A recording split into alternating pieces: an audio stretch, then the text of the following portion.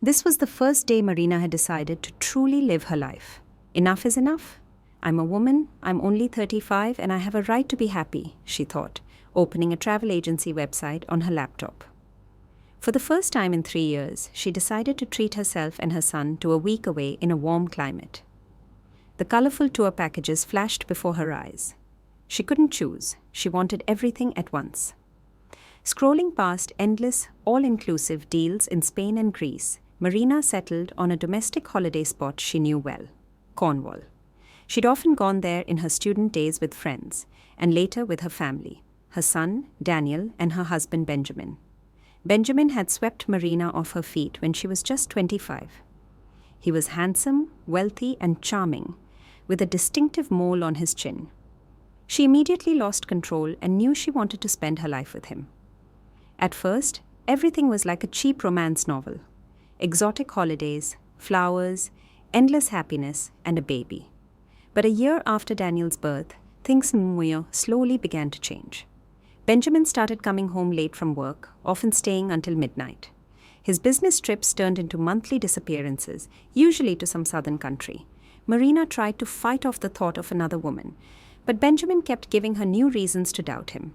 Arguments led nowhere. He adamantly denied everything. Despite his behavior, Marina still loved him. She begged him to be home more often, at least for Daniel's sake, but he didn't pay much attention to his son. He would just give Marina some cash and vanish. Then one evening, he vanished for good. Almost every day, Marina mentally replayed that fateful evening, reliving every minute. At first, she cried constantly, but eventually, the tears stopped flowing. She had to hold back her despair for Daniel, who still thought his dad was on a long business trip. Yesterday, Marina had made a firm decision that she would reenact that scene in her mind for the last time. It was a cold February evening, and Marina had been walking around the flat with her phone in her hand for 3 days straight. Benjamin had gone on a business trip to Scotland and should have returned 3 days ago. His phone was off, and he wasn't replying to her messages. "Mummy, why are you so sad?" her 5-year-old son Daniel asked. "I'm not sad. Why are you still awake?" The boy sighed, turned, and padded off to his room. Daniel had no idea something had happened to his father. Benjamin had rarely spent time with him anyway, and in the last 6 months he hadn't even entered his room. So his father's absence hadn't changed anything in the boy's usual childhood routine. Marina called the firm where her husband was a managing partner. Benjamin had said they were opening a new branch in Scotland, which was why he had to fly there. She managed to get through to the CEO of the firm. "Hello, Julian Allister," she said, her voice shaking. She had met the director at several corporate events and knew him. "I'm calling about my husband's trip. Do you know how it's going? I can't get through to Benjamin." "What trip?" the director asked, surprised. "Marina, what are you talking about?" Marina's hand almost dropped the phone. "Aren't you opening a new factory in Aberdeen?" "No, we have no factories in Aberdeen, nor do we plan to, and Benjamin told me he was taking 2 weeks of unpaid leave." "I'm really not sure what you're talking about, Marina." "Unpaid leave. Thank you," Marina whispered and hung up. She slowly sank onto the sofa, covering her face with her hands. Benjamin's lies had crossed a line this time. Before, he had at least tried to come up with excuses, but now he had simply decided not to come home, turning his phone off. She couldn't tolerate this any longer. Of course, she should have left him much earlier, at the first hint of an affair. But she had stayed for Daniel. Benjamin could provide a comfortable life for their son, with a good education and holidays. If she left Benjamin, Marina would have to raise a child while working at the same time. She wasn't sure how long she could handle that, or what it would mean for Daniel. But this wasn't the only reason she had stayed. She still loved him, despite his awful behavior. But now, she had to break free. Enough of the humiliation. Many women leave their husbands and successfully raise even multiple children.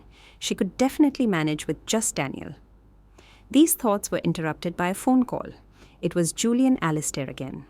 "Marina, it's me again. Look, I just got a call. Benjamin is in Scotland, but not at a factory," the director said quickly and hesitantly.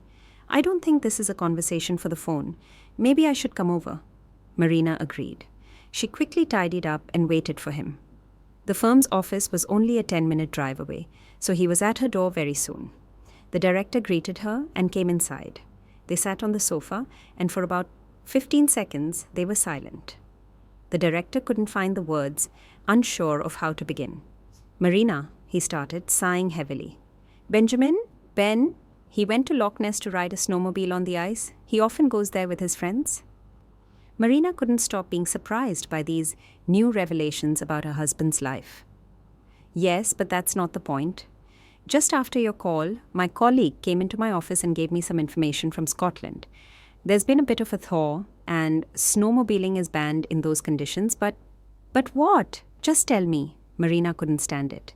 But Ben decided to go onto the ice anyway and fell through. "How could that happen?" Marina's face went pale.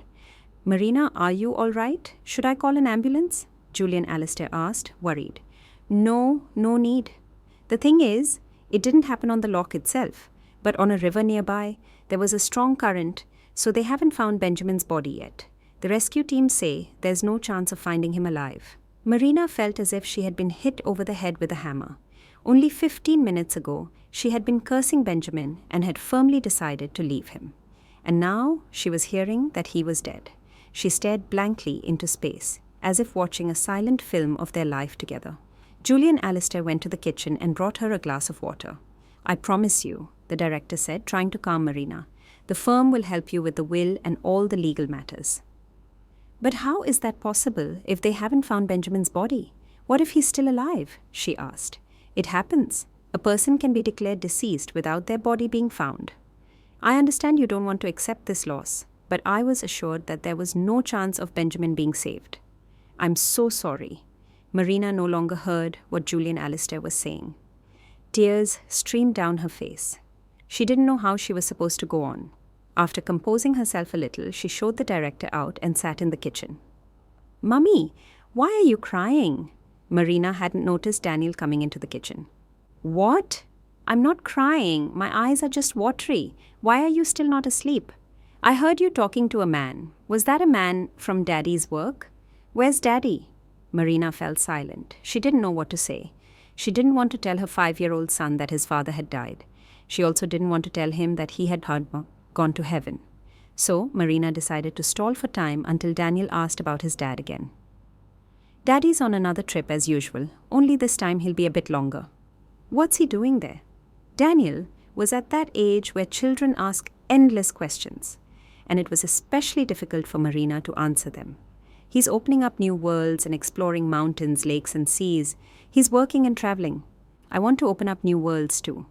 When you grow up, you can open up whatever you want. But right now, you need to go to sleep. You know that you grow the most when you're sleeping. So the earlier you go to bed, the faster you'll grow. "Okay, off you go." The boy went to the door, but suddenly stopped, turned around, and asked a question he had never asked before during all of Benjamin's trips. "When will Daddy be back?" "I don't know," Marina said, barely holding back her sobs. "Not for a very long time. It's a difficult and long trip. You can't open a new world in just a week. Can you?" Daniel nodded and went into his room. For the first time in several years, Marina was almost glad that her husband had barely paid any attention to their son. She couldn't imagine how she would have explained what had happened to Daniel if Benjamin had been a loving and attentive father. Now, there was a chance the boy would eventually forget his dad and not even ask about him. Of course, years from now, when Daniel was a teenager, she would have to tell him the whole truth. But that was for later. For now, Marina's main goal was to protect the boy's mind as much as possible and not burden him with upsetting news. But what about her? Benjamin's betrayals and double life did not lessen the pain of his death. Marina had always known she loved her husband, but now she felt it more acutely. She was in a psychological trap. When she had decided to leave him, she could have suppressed her feelings with anger and resentment. But she couldn't do that now. She couldn't be angry at someone who had passed away. His infidelity seemed to be erased from her memory. She only remembered the good times.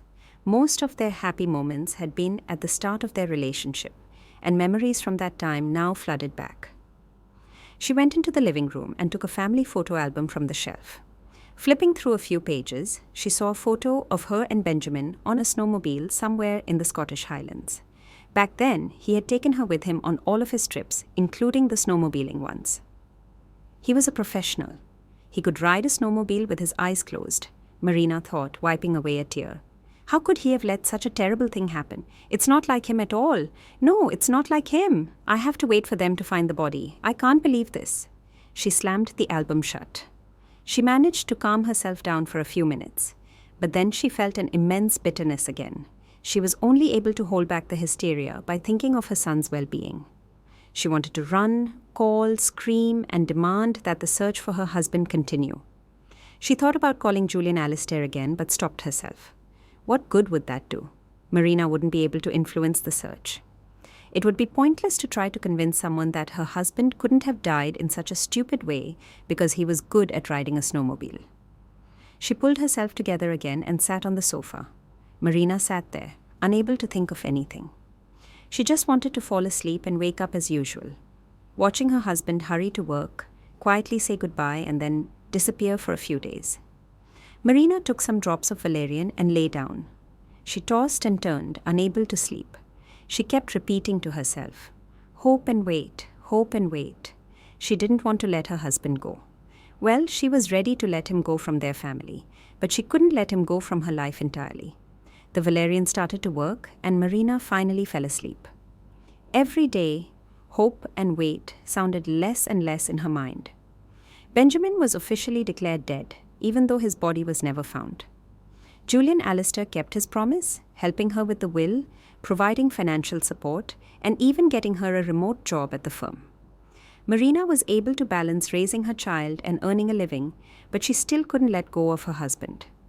For 3 years, she was in a state of mourning, denying herself any rest or enjoyment, only smiling when she was with her son. He remained the only purpose in her life. And so 3 years passed. A smiling girl on the travel website held a sign that said, "Happy holidays for the whole family," with 2 plane tickets in her other hand. Marina sighed and clicked the buy button.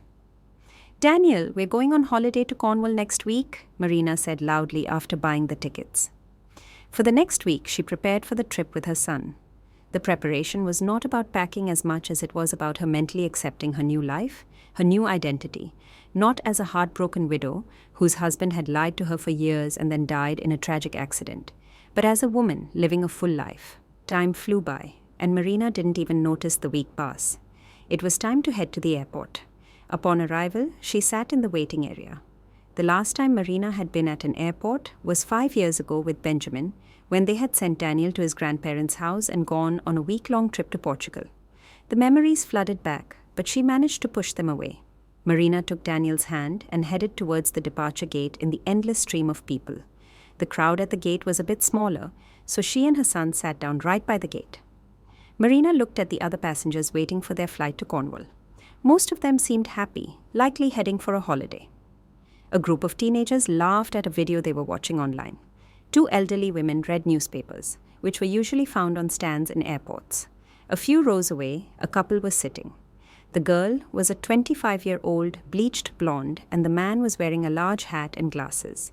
It was hard to guess the man's age because he was turned towards his companion and had his head bowed, so his face was completely covered by his hat. The man was animatedly talking to the girl, but she didn't seem interested. She was engrossed in her phone and wasn't reacting to anything he was saying. Marina didn't continue watching the interesting relationship between the man in the hat and his companion and turned her attention to her own phone. 15 minutes later, the flight was called. Marina and Daniel went to their seats. The boy sat by the window, and his mother sat next to him. "Daniel, this is your first real flight, isn't it?" she said happily. The last time they had flown together, he wasn't even 2 years old. "This is so cool, Mummy. This is great that we're flying together." "You probably don't remember the last time you flew, do you?" Marina asked, and realized with horror that she shouldn't have asked that question. The boy looked out the window, deep in thought. "No, I don't remember anything at all." Marina breathed a sigh of relief.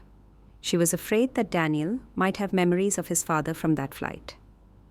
Over the last 3 years, the boy had barely mentioned his dad, only at the beginning asking about his trips to explore new worlds. Marina had made up stories on the spot about his dad's team being stuck because of bad weather, meeting some strange people, and other fairy tale nonsense. As Daniel grew older, he asked fewer and fewer questions about his father. For the past 1.5 years, he hadn't asked a single time, But Marina was still worried that his classmates might talk about their dads, which could lead to Daniel asking new questions about his father. Thankfully, this hadn't happened. Maybe it was because she knew the mothers of Daniel's friends, and these mums, knowing Marina's situation, had asked their children not to bring up the topic of fathers around Daniel. Or maybe she was just lucky. But she knew that in the next few years, she would have to have a serious conversation with her son. Marina had even asked a psychologist for advice on the best way to do it. She had been advised on various psychological tricks, but she hadn't found the right one yet. "Mummy, look, we're above the clouds," the boy said, marveling at the flight.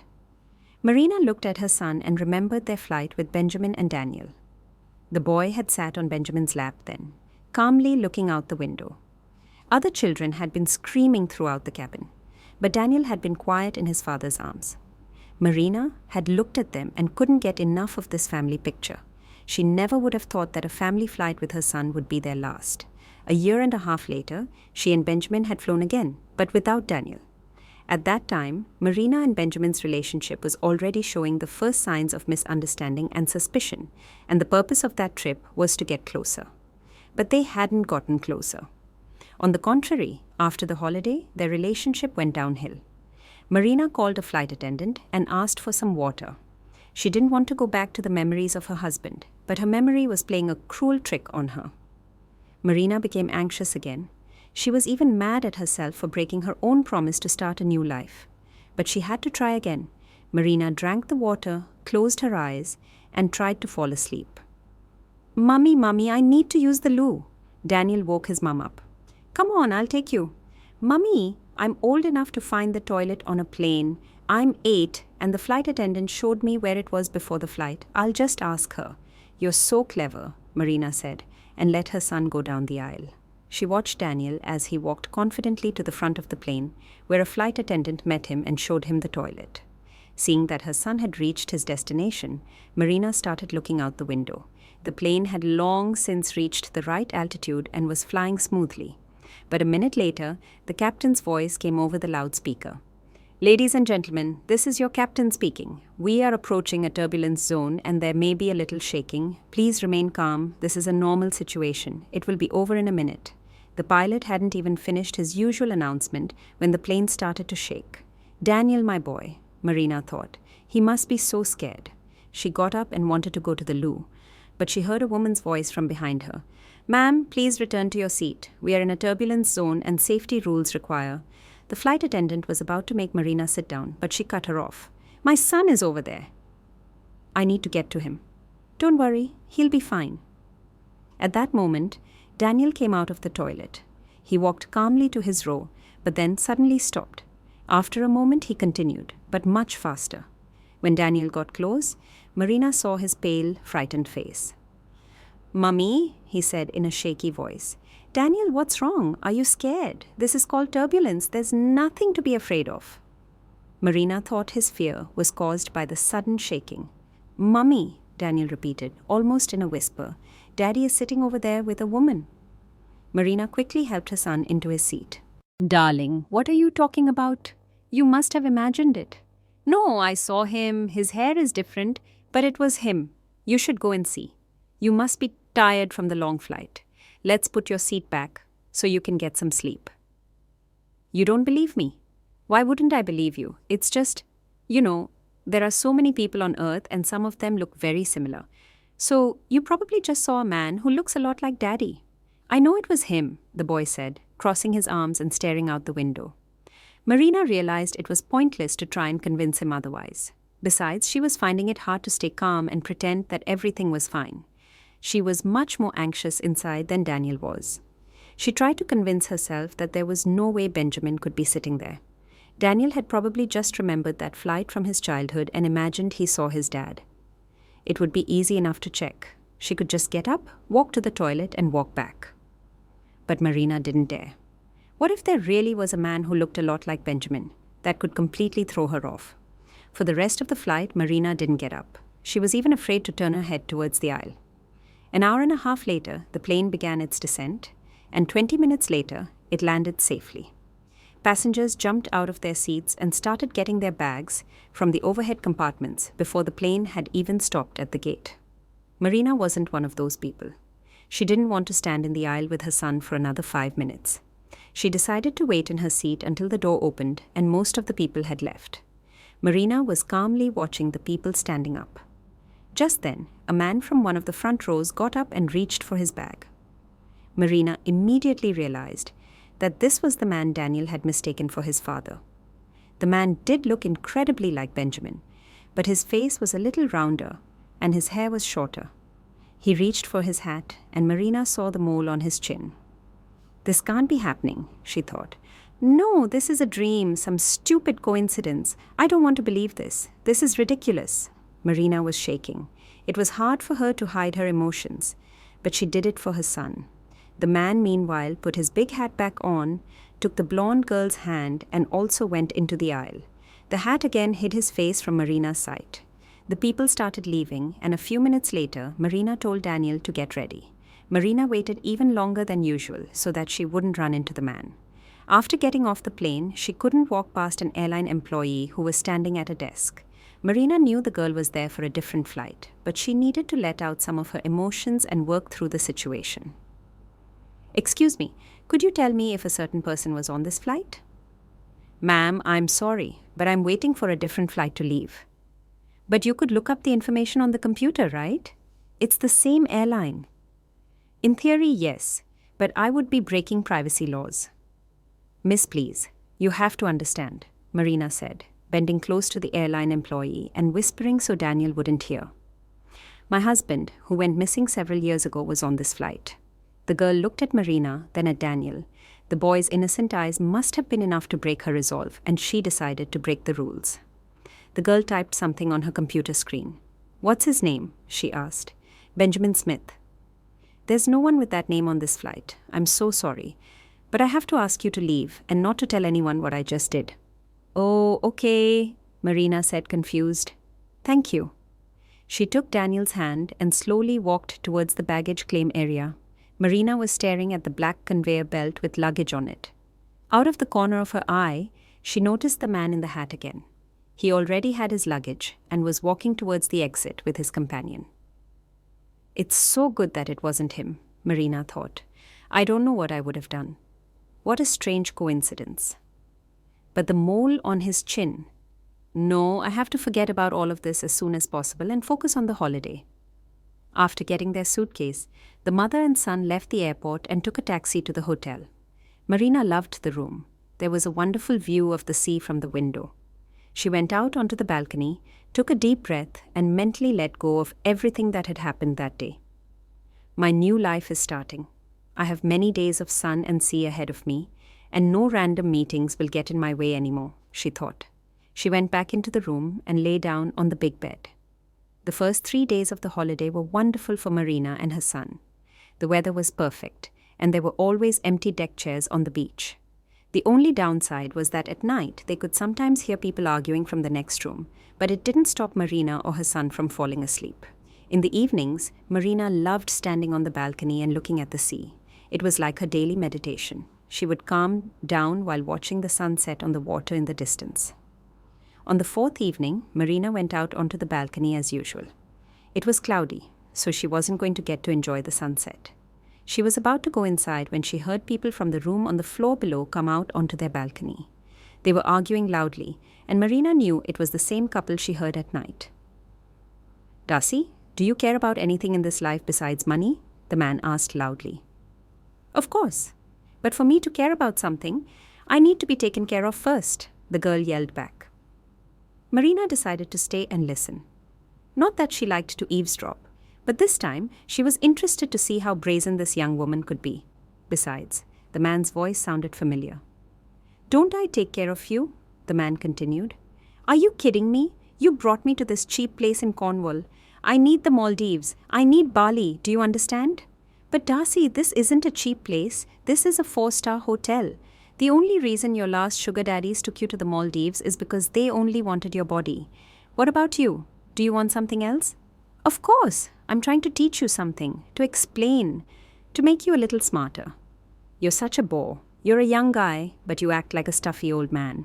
I'm an old man. Okay, fine. The man's voice got a little quieter. But I'll let you in on a secret. You're not getting any younger either.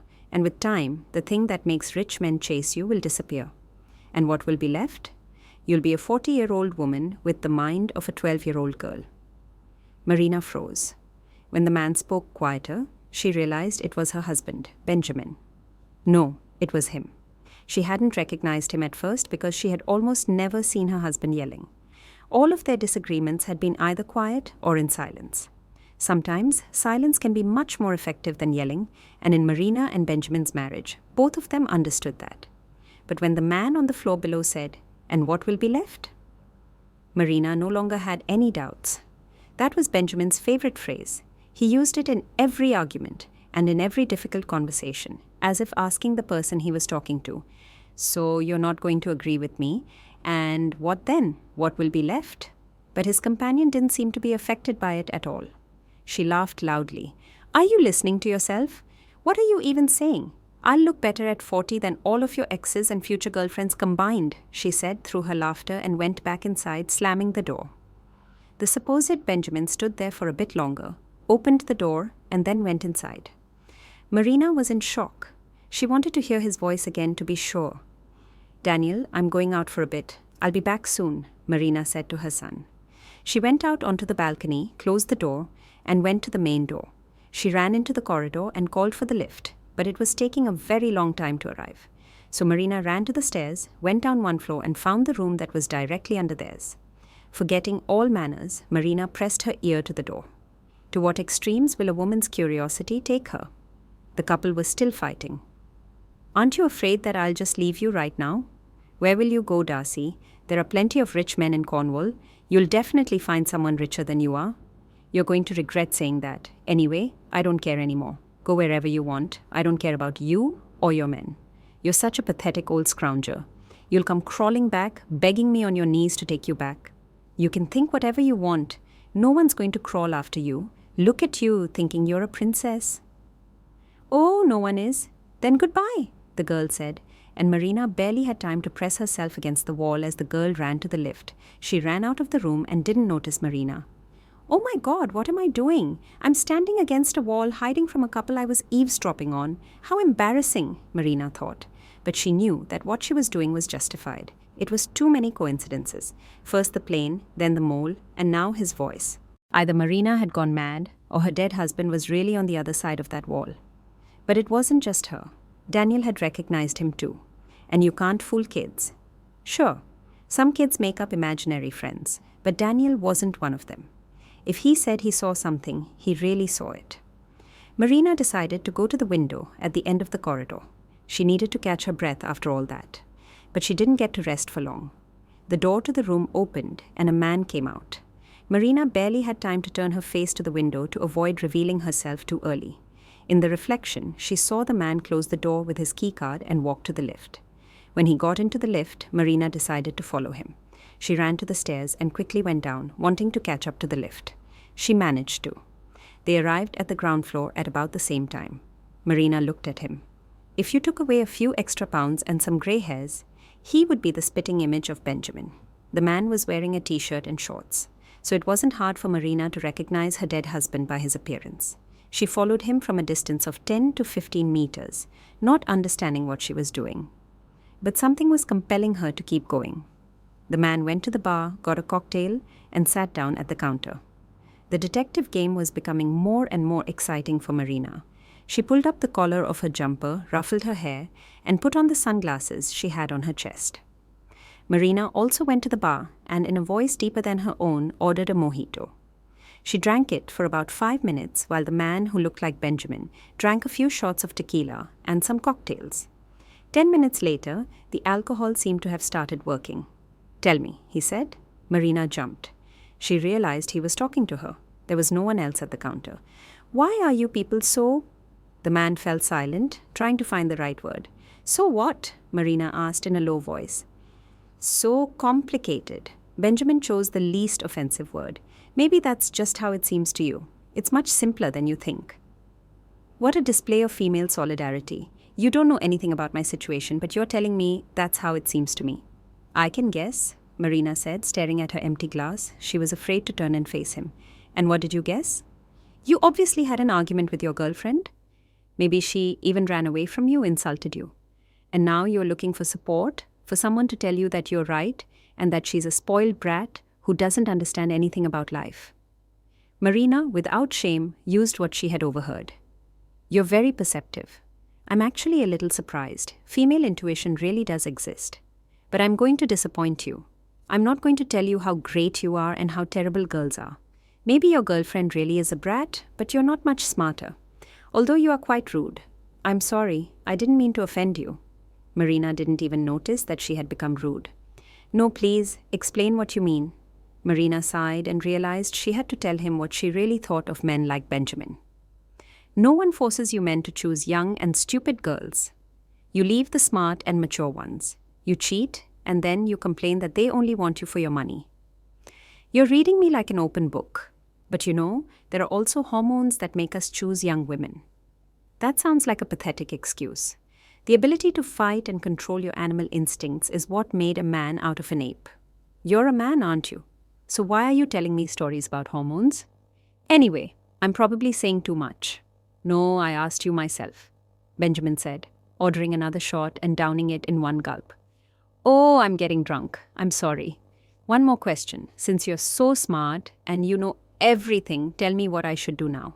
I have no idea. Learn to control your hormones. But I think your young companion will be back tomorrow or the day after. As for what you do with her after that, that's your choice. I'm not a psychologist. Maybe you should tell her to get lost. Maybe not, Marina said, not understanding the point of this conversation. Some kind of attraction to Benjamin wouldn't let her just turn around and leave and forced her to continue the conversation, even though it risked her being exposed. Listen, have we met before? The man asked right when Marina was thinking about being exposed. I don't think so. This is my first time here. Your voice sounds very familiar to me. Maybe you're confusing me with someone else? Marina came to her senses and decided to leave quickly. Well, good luck on the romantic front. I have to go. Maybe we'll see each other again. Maybe. Marina left the bar and called the lift. She realized that she had only avoided being exposed because Benjamin was drunk. She no longer had any doubt that this man was Benjamin. Before this conversation, there was a chance that her dead husband had a brother who looked like him and had the same mole, but now she knew it wasn't a brother. The intonation, the gaze, the voice, the mannerisms. Besides, she remembered how Benjamin looked when he was drunk. He never made a scene. He just became a little more talkative. He hadn't changed his behavior with women in 3 years either. First one, then another. Today, he had an argument with his companion and immediately he was having a nice chat with Marina. He was still the same person. Now Marina had to decide what to do. Should she reveal herself? Why? What would be left, as Benjamin would say, just to look him in the eye? She had seen enough of his expressions during their years together. But on the other hand, she was just curious. Why did he do this to her? Could the reason really be that he wanted to leave and start a new family this way? But then he could have just left her. He didn't have to make her suffer and cry for 3 years. What a scoundrel he is, Marina thought as she went back to her room.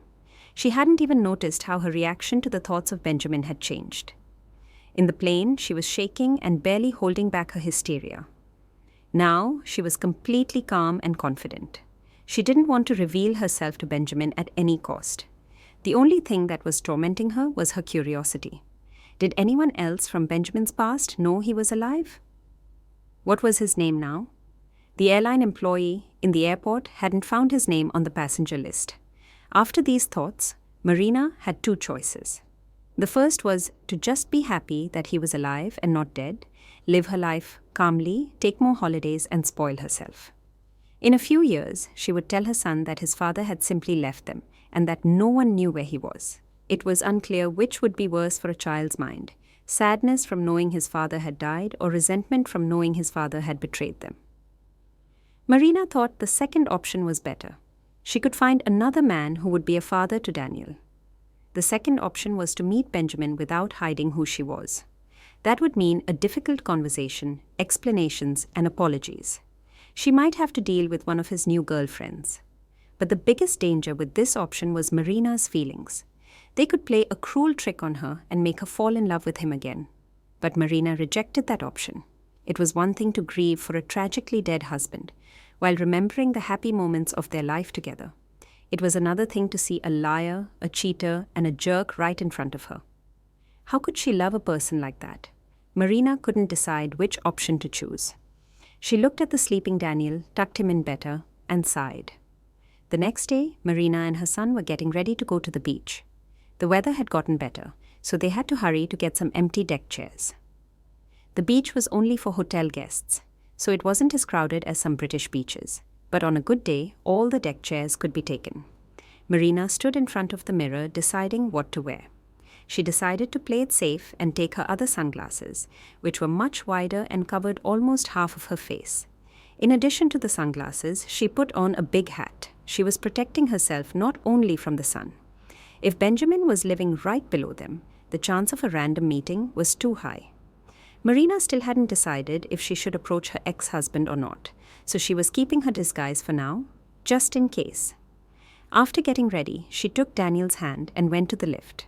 The lift took a few minutes to arrive. All the hotel guests seemed to have decided to go to the beach that morning. Marina and her son went into the lift. The lift stopped on the floor below, the doors opened, and the bleached blonde girl, Benjamin's companion, got in. This time she wasn't on her phone and had a grumpy look on her face. "How long do I have to wait? People have so many kids and then they take up the lift," she said in a nasty voice. "Ma'am, what do you think you're doing? There are a lot of guests and only one lift. I waited for it just like you did," Marina said calmly. "I don't care how long you waited," the girl said, looking Marina up and down with an angry look. "You're wearing that old stuff and you're talking to me?" Marina wasn't annoyed by what Benjamin's companion was saying. She was above answering insults with insults. Marina just covered Daniel's ears, and they rode down to the ground floor in silence. The lobby was buzzing with activity. The grumpy girl was lost in the crowd, which Marina was happy about, since Benjamin's companion was probably heading to her ex-husband. After they got to the beach, Marina realized she was right twice. Just last night, she had told Benjamin that the girl would be back, and it turned out even faster than Marina had thought.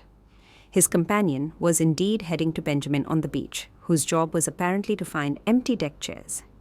As luck would have it, 2 empty deck chairs were right next to the ones Benjamin had found. They were a few rows away, and if you wanted to, you could see them and even hear their conversations. There was nothing Marina could do. She didn't want to ruin her and her son's holiday, so she calmly walked to the empty deck chairs.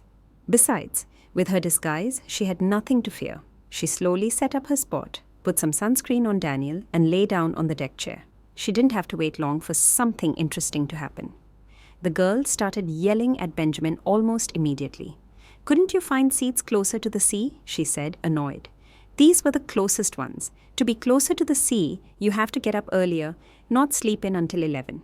Oh, who's talking? Who was drinking until 2 a.m. last night? I was awake waiting for you, so I couldn't get up earlier? Let me remind you, my dear, that you left me yesterday. How was I supposed to know you'd be back in 2 hours? Let this be a lesson for you, so you'll be afraid of losing me." Benjamin didn't answer, but the girl didn't stop. "I'm doing you a favor by forgetting all your insults and lies." "When did I insult you?" "This holiday is an insult. This awful hotel. Do you know how long I waited for that bloody lift today? I had to ride with some single mom who was left by her husband." After hearing that, Marina decided to stop listening to the couple's argument. She took off her hat and put her head down, but she could still hear their voices. "When will you stop being so mean?" Benjamin asked quietly. "When will you stop being like this? Oh, look at you. What do you even look like?" Marina carefully lifted her head and looked at Benjamin. She was a little scared by what she saw. Benjamin was pale, his eyes were all over the place, and his hands looked like they weren't obeying him. He had probably spent a long time in the bar last night. "Darcy, I need to lie down," Benjamin said, and passed out on the deck chair. "Ben!" the girl screamed. "What's wrong with you? Someone help him!" The girl's annoyance instantly turned into fear. It was clear from her face that she was truly scared for her man. It was unclear why she was scared. Was she afraid of losing the man she loved, or was she afraid of losing the wallet that was taking care of her? But her fear was useless for Benjamin. Darcy just screamed and didn't do anything to help. So Marina jumped up from her deck chair and ran to Benjamin. She checked his breathing and his pulse. He was breathing, but his pulse was weak. "Get an umbrella to cover him from the sun," Marina ordered. "What? What umbrella?" Why? The girl said, showing off her quick thinking skills in an emergency. Just go to the hotel and get a doctor quickly. The girl ran to the hotel. Marina realized she would have to give him first aid herself. The other people on the beach were just watching what was happening out of curiosity. Marina bent Benjamin's leg at the knee, turned him on his side, and tilted his head back to open his airways. Then she ran to the deck chairs by the sea, grabbed a beach umbrella, and put it next to Benjamin. 30 seconds later, the man started to come to. He slowly opened his eyes and saw Marina. She wasn't wearing her sunglasses or her hat. Marina, is that you? Benjamin asked, his words slurred. It's me, Marina replied, realizing she had completely forgotten about her disguise.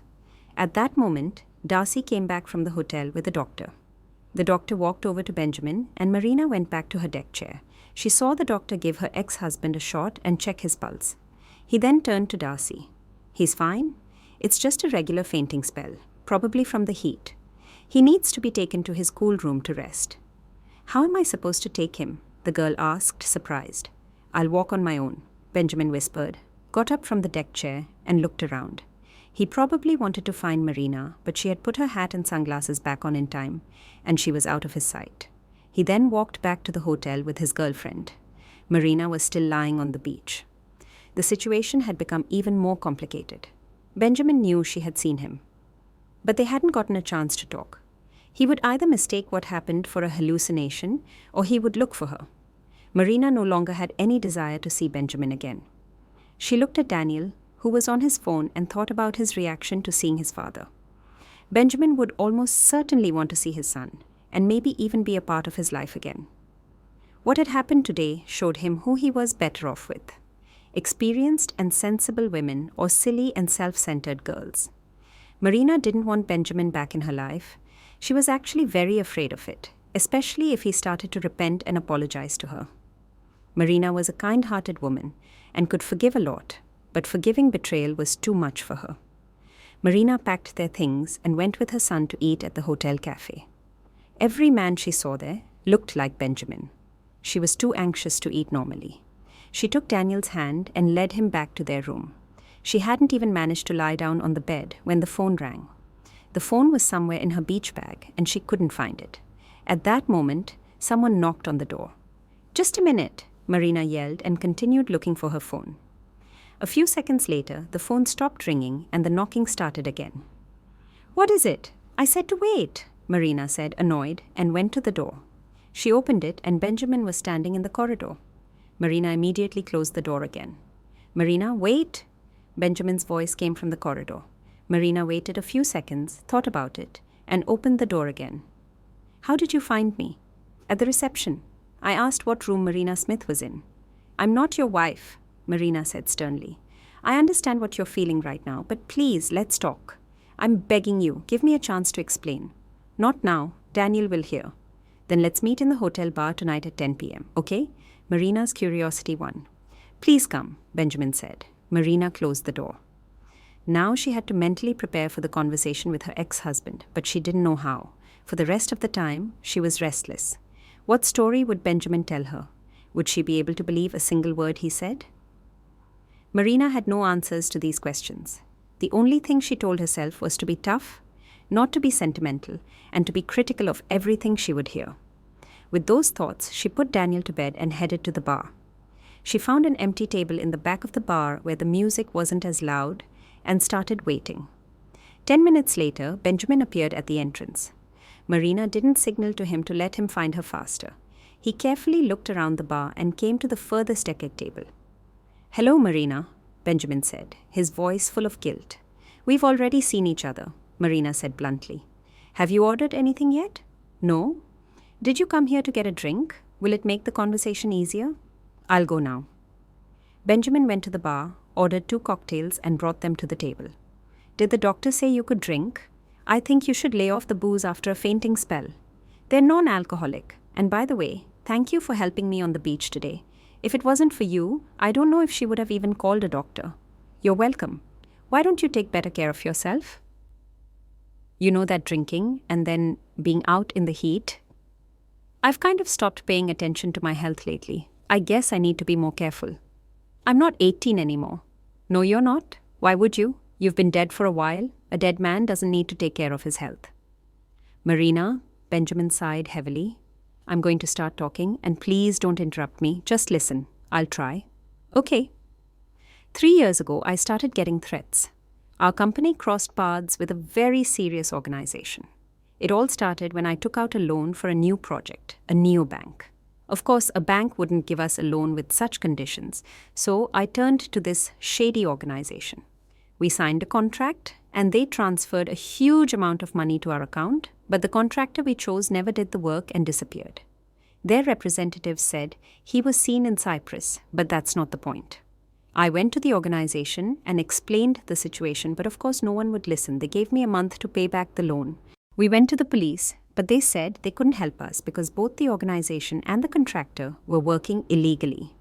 From then on, they started calling and emailing me. I was afraid they would start coming to our house. They demanded the money back, but how was I supposed to find such a huge amount in a month? The threats kept coming more and more often, and I decided to go away to Scotland. After 2 weeks, I was about to go back when the security guard at the holiday resort told me that a group of young men had been asking about me. I knew they had found me. There was nowhere to run. They would have caught me at the airport, at the train station. I was even in a resort, and they still found me. I was confused. It felt like my life was over. I remember running into a forest and somehow getting a signal on my phone. I called Julian Allister, our CEO. I remember that conversation well. First, he interrupted me and told me that you had called and asked about me. I'm so sorry, but I couldn't tell you. Anyway, we came up with a plan to fake my death there, at Loch Ness. We often rode snowmobiles there, so we decided to use that. I told the employees I was with to spread the news of my death and to deal with the rescue teams. Julian Allister was supposed to tell the whole firm and come to you. How could you do that? Marina whispered. I was saving my life. And not just mine. They could have gone after you and Daniel. He helped you, didn't he? In a way. But you think that money, a will, could make my suffering any easier? I didn't live for 3 years. This is my first holiday in all this time. I'm sorry, but I had no choice. You could have gone with us abroad and hid there. Why did you choose the cruelest way? Those people would have found us even abroad. Besides, I was in a situation where I couldn't get away in time. I was cornered. You could have told me about your problems right away, not waited until you were at a critical point. I didn't want to burden you. We had a small child, so you didn't need any extra worries. You remembered our child? How many times did you see him in the last year of your life? I'm so sorry. In these 3 years, I realized how much I miss my son. How do you always get away with it? You always come out looking like the victim. You were sorry, and you wanted to do what was best for me. I said I was sorry. I was a complete idiot. Well, I'm glad you admit that. But your repentance won't undo years of my suffering. I don't know why you decided to talk to me in the first place. First, I just wanted to explain myself. Second, I wanted to hear you forgive me. So you thought you'd tell me your sad story about how you were threatened and had no choice, and I would be moved and forgive your infidelities and betrayal? Benjamin didn't know what to say. He looked at his empty glass and was about to go get another one, but then he sat back down. What is it? Marina asked, thinking he was feeling unwell again. This is going to get loud. Please don't pay attention to anything and don't listen. Marina didn't understand the jumble of words her ex-husband was saying. But a moment later, Benjamin's current girlfriend, Darcy, walked up to their table. So, this is where you are, you scumbag. I knew you'd run off to the bar with some women, she said loudly and slapped Benjamin. Darcy, you have it all wrong. I understood everything about you a long time ago. You're not a man. You can't even take care of me and you're running off to other women. Darcy, stop it right now. No, let her continue. Marina joined in the conversation. You're such a witch and you're getting sassy with me? Darcy turned to Marina and tried to grab her hair, but Benjamin was quick and pulled his girlfriend back, making her sit down next to him. Let go of me! Let go right now! Calm down, Benjamin said loudly. It's not her fault. It is her fault for stealing other women's men. Darcy wasn't going to calm down. You're absolutely right, Marina continued to provoke the girl. That's exactly why I came to this bar. To steal your precious man.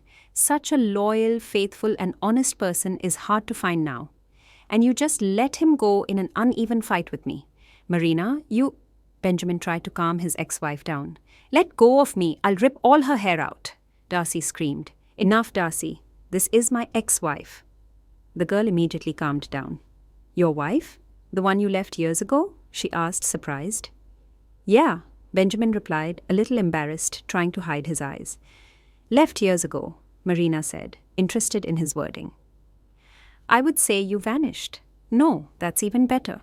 Benjamin didn't react to that. Of course, he hadn't told his new girlfriend about all his adventures. "Wait," Darcy said, surprised. "What about the kid I saw her with? Is he yours?" "Yes, he's mine. But you told me you didn't have any kids." "I lied," he said.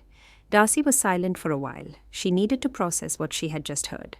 "You don't need to worry," Marina said to her in a calm tone. "He doesn't have much to do with that child. Just biologically. My son has almost forgotten his father, so you can just pretend he didn't lie." "Marina, I was trying to justify myself," Benjamin said. "I should have known right away what a scoundrel you are." Darcy cut Benjamin off. "You left your wife, your son, and you'll leave me too. I can't look at you anymore. Goodbye." Darcy jumped up and ran out of the bar. Benjamin ran after her. Marina was left alone with her half-empty cocktail.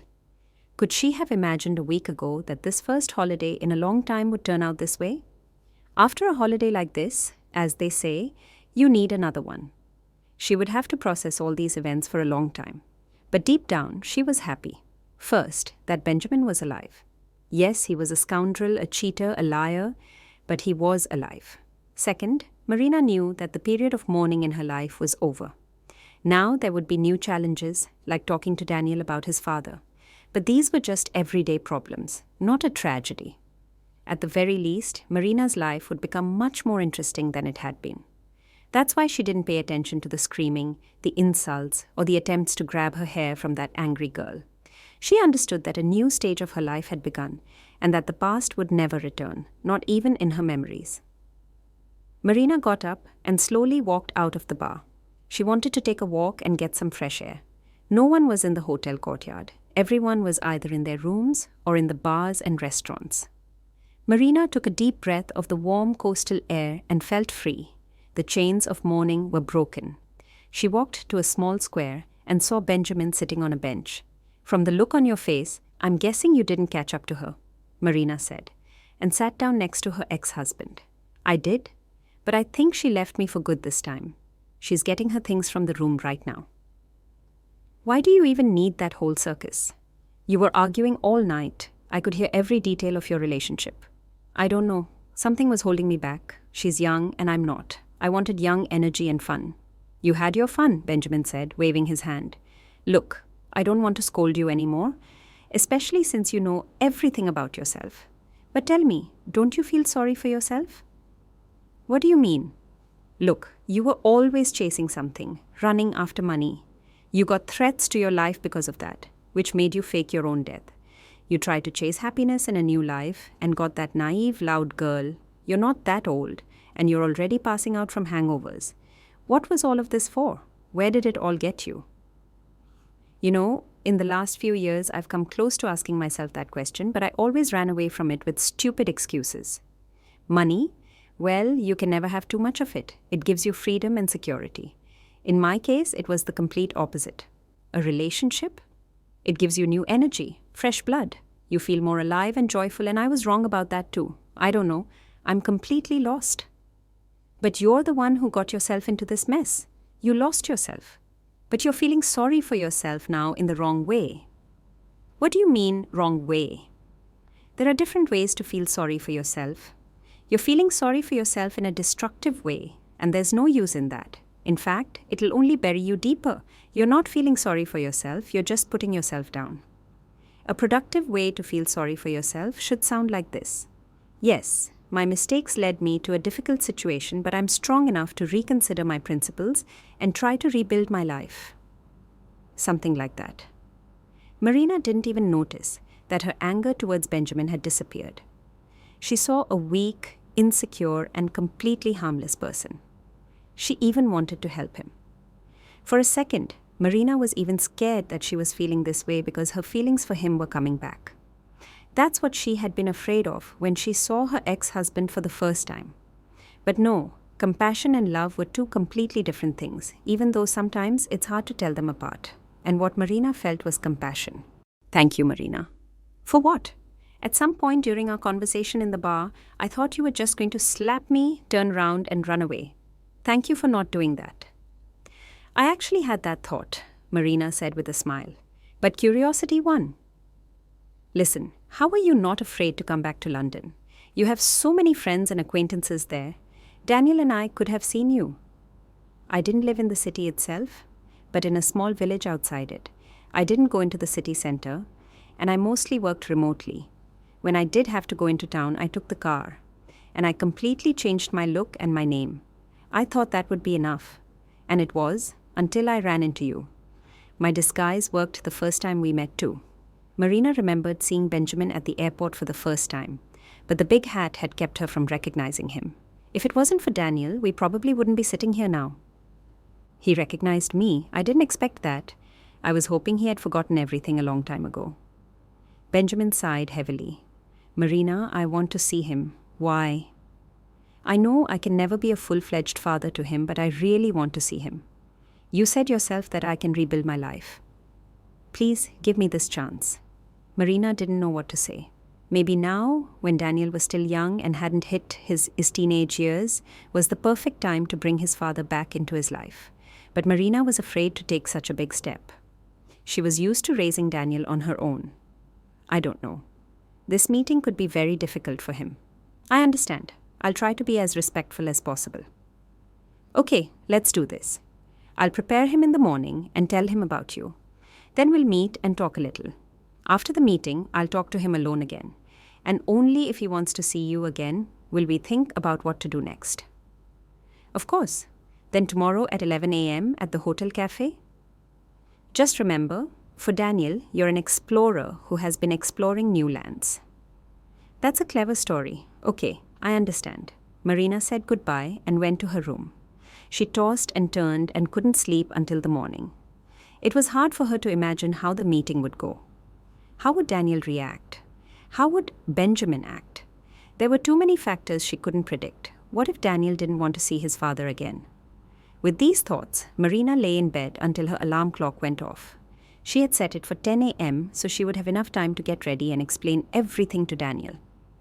Mummy, are we going somewhere today? Her son asked, watching her put on makeup. Yes, Daniel. Do you remember that passenger on the plane you said was your dad? Yes. Well, you were right. It really was your dad. Can you believe it? He's back from his trip and is here in Cornwall. I told you, the boy cheered. And we're going to see him today, aren't we? Yes, he'll be so happy to see you. And I'll be happy to see him. Marina was happy with her son's reaction. He was interested in his father, which meant the meeting wouldn't be as hard on him as it could have been. Where was he for so long? The boy asked. He'll tell you everything himself.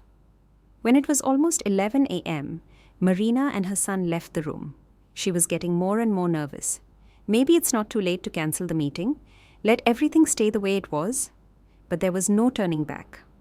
Marina had already told Daniel, and a sudden cancellation would be a psychological trauma for him, the one thing she had been so worried about.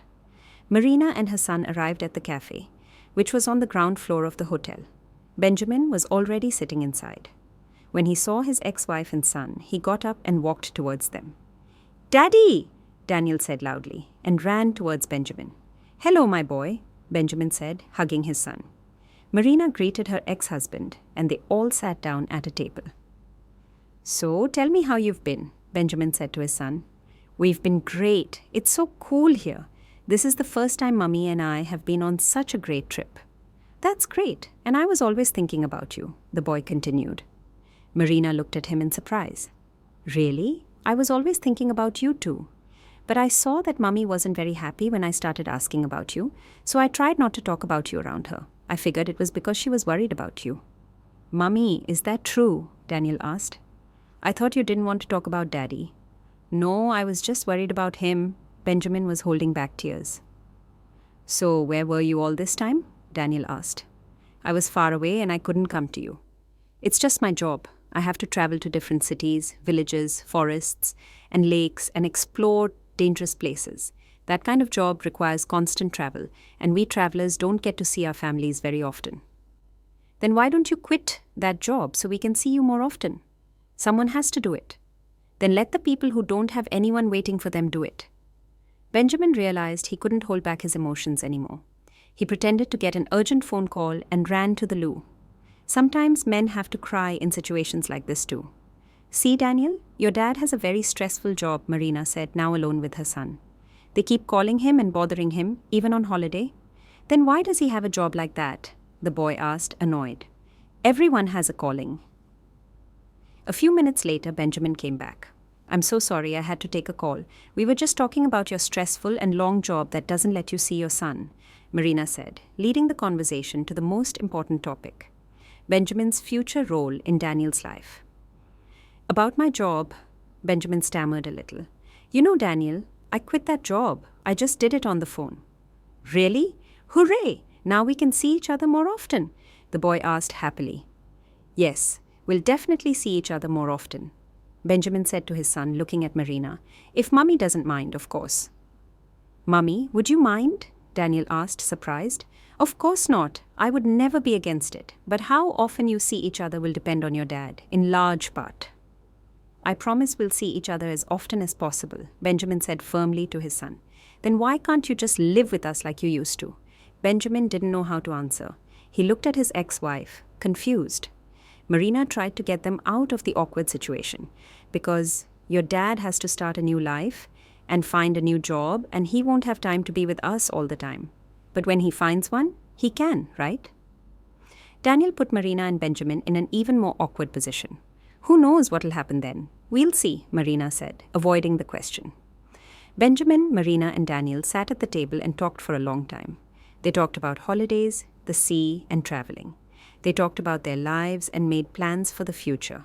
They didn't just end their day at the cafe.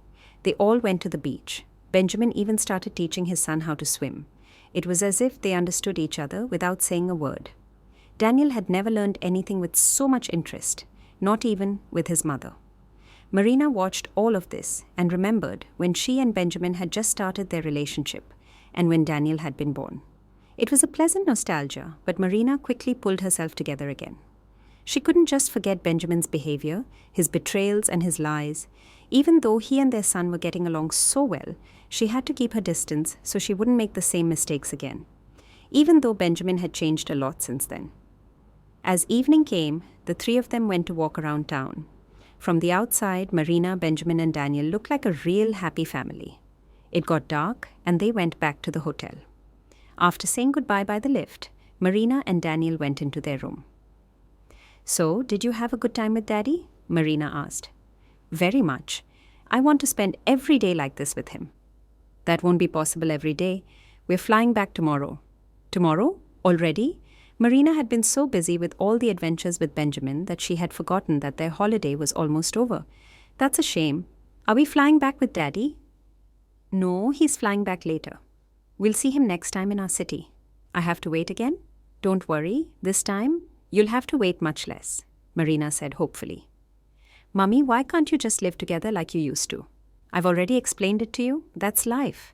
Sometimes you have to choose things you don't really like. That's the path Daddy had to choose. But everything will still change for us. We'll take more trips like this and see Daddy more often. You'll like it. Okay, the boy said, yawning, and went to his bed. Marina also went to bed, but a few minutes later, her phone rang. She quietly went out onto the balcony and closed the door tightly so she wouldn't wake Daniel up. Hello, Marina? Benjamin's voice came from the other end. Yes, you still have my number, I see. I do. How's Daniel? I talked to him. He's happy. That's great. So, should we go for a walk again tomorrow? No, we're flying back tomorrow. I almost forgot about it myself. It's a good thing my phone alarm went off. Oh, so soon?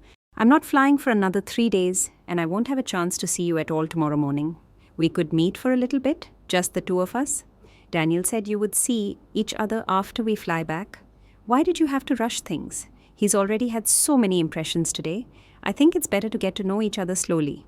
I guess you're right. Where should we meet? In the square, in the hotel courtyard? Okay, good night then. See you tomorrow. You hold grudges for a long time. What's there to hold a grudge about? Your weakness? Weakness isn't a crime, so you can live peacefully. I'm not mad at you. You're a very wise woman. I couldn't fall asleep for a long time. I just kept thinking about you and Daniel. Do you remember when he asked why we couldn't just live together again? I remember. He asked me the same question again last night. So maybe he's right. If you've forgiven me, if we got along so well with Daniel, why don't we start over? What do you think about that idea? Would you be willing? No, Marina said, after a short pause. It was so hard for her to say that word. The possibility of repeating their past family happiness was so tempting. Marina's feelings for Benjamin had returned, but she held herself back. She remembered the warning she had given herself on the beach. Don't make the same mistakes again. A quick yes would have been a mistake. Everything had happened too quickly. She had only known the new Benjamin for a few days. That wasn't enough time to start a serious relationship and live together. The forgiveness she had given Benjamin didn't mean they could start a relationship. Forgiveness was one thing. Not letting a new heartache happen was another.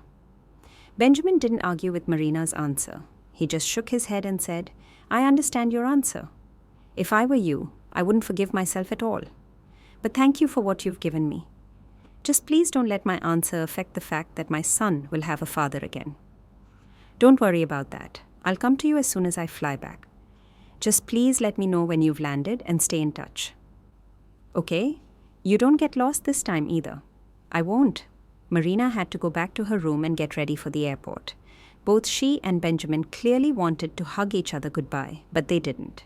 By saying no, Marina might have made the most difficult choice of her life. She had always been a yes person, ever since she was a child. But here she had overcome all her feelings. By doing that, Marina proved to herself that she was a strong woman, independent of her feelings. When she turned to walk away, she heard Benjamin call out to her, Wait. Yes? Please tell me, is your no forever, or do I still have a chance? We'll see, Marina said and walked quickly back to the hotel. Once she was in the lift, tears came to her eyes. No, they weren't tears from a sad goodbye to Benjamin. They would see each other again in a few days. They were tears of joy. Joy from new feelings, from a new chapter in her life. During this holiday, Marina had learned to look at life differently, to control her emotions and feelings, to find her son a father, but at the same time, not to rush into a thoughtless and naive relationship with Benjamin. Only a wise woman can maintain a balance like that. And that's exactly what Marina had become on those warm summer days. If you enjoyed this story, please subscribe to our channel, leave a comment, and give this video a like. Thank you for watching.